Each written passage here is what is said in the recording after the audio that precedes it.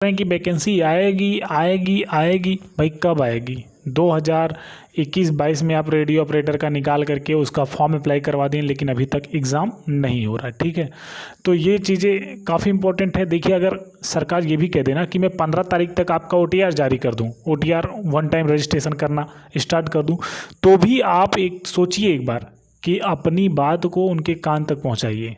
ठीक है, अपनी बात को जब आप किसी के सामने रखेंगे ना, किसी भी माध्यम से, चाहे वो ट्विटर के माध्यम से हो या फिर किसी भी तरीके से आप वहाँ तक पहुँच जाए। लेकिन देखिए, ट्विटर एक चीज़ ऐसी होती है, ट्विटर का जो है वो फाइनली अगर ट्रेंडिंग में जाता है ना तो शोर मचाता है। ठीक है, इसलिए वो एक बढ़िया साधन है। ठीक, तो आप लोग जब 10 तारीख तक अगर कुछ नहीं होता है तो आप करिएगा, और उसके पहले तो फ़िलहाल मैं आपसे यही कहूँगा कि आप अपनी पढ़ाई बढ़िया से करिए। और जो कन्फ्यूज़न इस चीज़ को लेकर के है कि यार वैकेंसी कब तक आ सकती है कब तक नहीं, ये देखिए किसी को मालूम नहीं है। सरकार की क्या रणनीति है, भर्ती बोर्ड में क्या काम हो रहा है, किसी को एकदम एग्जैक्ट मालूम नहीं है। बस ये रहता है कि थोड़ा बहुत मालूम चल जाता है कि इस तरीके से काम हो रहा है, इस बेस पे काम हो रहा है, इस काम के ऊपर जो है थोड़ा बहुत वर्क किया जा रहा है। ठीक है, इस तरीके से। लेकिन अब उनकी रणनीति क्या होती है ये किसी को नहीं मालूम होती। अब बात तो आप भी जानते हैं। ठीक है, कभी भी कुछ भी हो सकता है। अगर कोई भी सरकार चाहे ना तो वैकेंसी तत्काल निकाल सकती है, और उस वैकेंसी को क्लियर करने में ज़्यादा टाइम नहीं लगा सकती। ये आप देखे होंगे, पेट का एग्ज़ाम है, पेट के एग्ज़ाम में इतने लड़के बैठे होते हैं, लेकिन फिर भी 2 ही दिन में एग्ज़ाम क्लियर। वो तो मान लो ठीक है, लेकिन हर साल क्या इसे लेट करने में टाइम लगता है? नहीं लगता टाइम। तो उसी तरीके से अदर वैकेंसियाँ लाने में टाइम क्यों लगता है? मालूम है ना कि अगर अदर वैकेंसियाँ तत्काल आ जाएंगी और तत्काल उन्हें सिलेक्शन दे दिया जाएगा तो उन्हें सैलरी भी देनी पड़ेगी। समझ रहे हैं? तो ये क्या है, कैसे है, कुछ क्लियर नहीं करते हैं।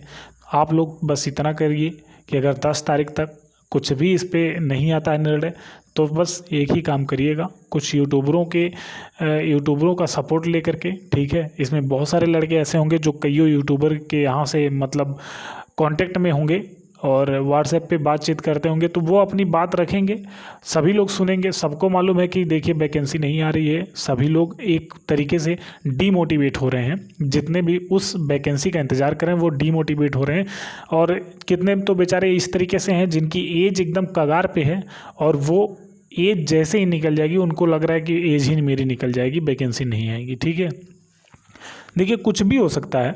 मेरे कहने का मतलब ये है कि कुछ भी हो सकता है। वैकेंसी आ जाएगी तो आपका नाम आ जाएगा, वैकेंसी नहीं आएगी तो भाई एज निकल जाएगा, तो फिर क्या करेंगे? ये भी तो है।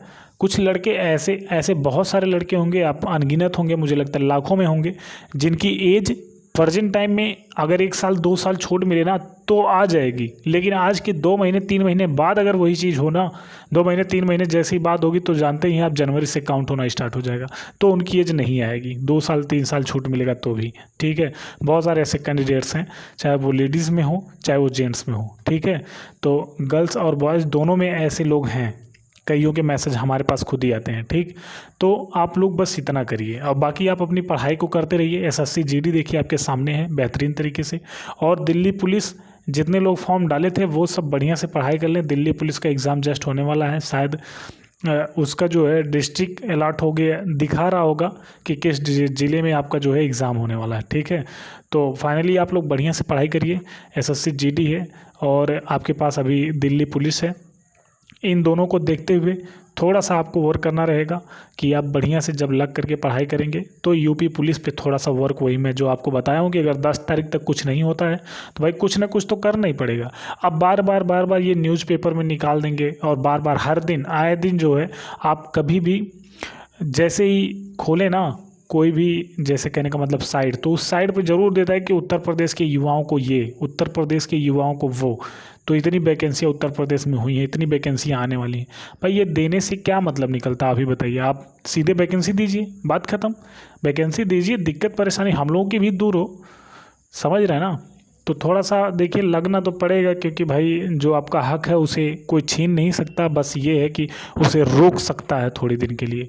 तो उस हक को मांगने के लिए आपको आगे तो आना ही पड़ेगा, और जब आप आगे आएंगे तो बाकी आप समझदार हैं खुद ही। ठीक है, बाकी ख्याल रखिए, पढ़ाई करते रहिए। देखिए यार, है दिक्कत, हमें भी मालूम है, हर किसी को मालूम है दिक्कत जो है वो बहुत ही क्रिटिकल प्रॉब्लम्स है, लेकिन अब क्या करेंगे उसके लिए, ये तो आप भी जानते हैं। केवल और केवल कुछ हमारे हाथ में उस तरीके से नहीं है कुछ, लेकिन बहुत कुछ हमारे हाथ में है। ध्यान दीजिएगा, हमारे हाथ में कुछ भी नहीं, हमारे हाथ में बहुत कुछ है। इसलिए अपने आप को थोड़ा सा मजबूत बनाइए, पढ़ाई करते रहिए, और इसके अलावा अगर कुछ होता है आपसे तो वो करिए, लेकिन इस तरीके से कि आपको परेशानी ना हो, किसी को और परेशानी ना हो। ठीक है, बस अपनी बात को रखिए किसी के सामने ताकि उसका कुछ रिजल्ट आए। ख्याल रखिए, पढ़ाई करते रहिए। जय हिंद, मिलते हैं नेक्स्ट वीडियो में।